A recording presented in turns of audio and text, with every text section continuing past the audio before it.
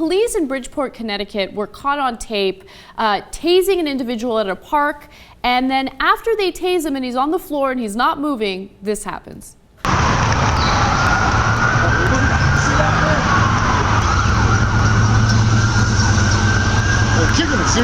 Yeah. Cut the shit! Let's keep it moving. Come on, it's the zone we got. Kick that motherfucker. Look. Now, what's interesting about this story is that Jesus. video. I know. No, hold on. The guy comes up, and I thought maybe he was going to tell him, hey, back off, all right? Instead, he's like, hold on, let me get my kick in, and boom, kicks him again. I know. What's incredible about that video is it was posted on YouTube on May of 2011. Okay, so nearly 2 years ago that was posted. But it wasn't until January of this year that they discovered it.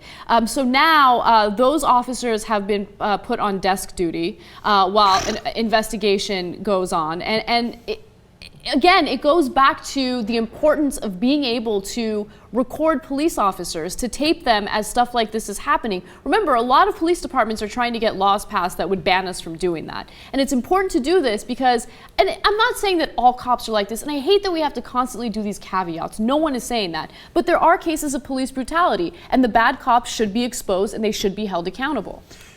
Now, what's amazing to me and what it really shows is how often they used to do this when there was no tape. Exactly. Now, look, the cops, you think they're not aware that there's people taping everywhere? They're aware, and they still do stuff like this. I mean, they're in the middle of a field and they probably didn't suspect it, right? But overall, they got it in the back of their mind, and they're still kicking the crap out of that guy and kicking him in the head while he's down, right? Now, imagine the days when there were no tape and nobody was going to believe the criminal and everybody was going to believe the cop. Imagine the beating people got back then, okay? Let alone what happens now. And in this case, with the tape being obvious right there, I don't want to hear any talk about context. Well, you don't know what that guy did. You're right, I don't.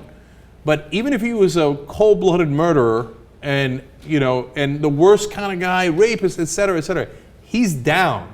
Our police officers shouldn't be the worst of us and shouldn't do our worst instincts to want to take vengeance at that moment, right? They should be the best of us to protect us and to have discipline enough when someone is down to not kick them in the head repeatedly.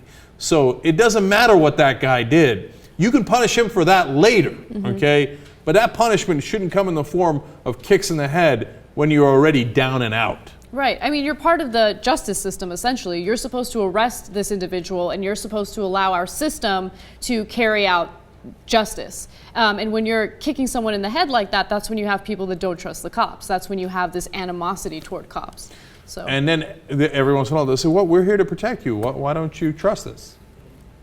Because of all the times we see stuff like that, and we know that you weren't protecting us.